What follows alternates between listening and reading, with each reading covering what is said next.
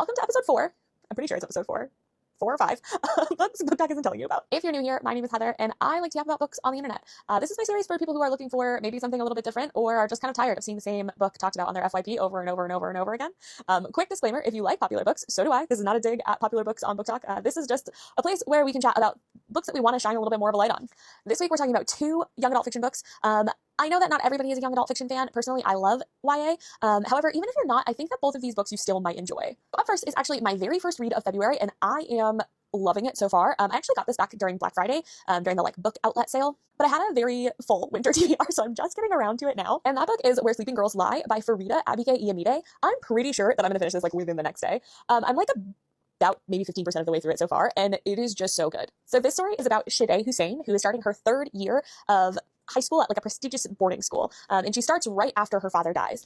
And she ends up with this roommate, Elizabeth, who disappears. And people start to blame her for the disappearance of Elizabeth. And so she has to team up with some of her other classmates and figure out exactly what's going on, why Elizabeth disappeared, and some other mysteries surrounding the school. I love dark academia. I love a thriller. So the combination of those 2 things is really just making my personal heart very happy.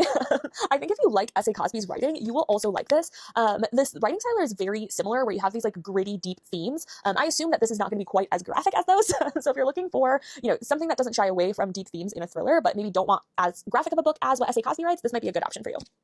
Okay, so the next one we have technically kind of trended a little bit on TikTok 3 years ago, but I just don't think it got enough hype.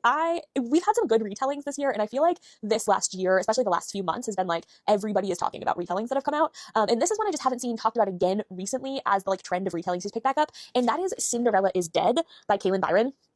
This was so good. You can tell by the amount of tabs in this book how much I loved it. But I read this back in 2023, maybe 2024, a couple years ago at this point. And this is about, it's not really a retelling of Cinderella.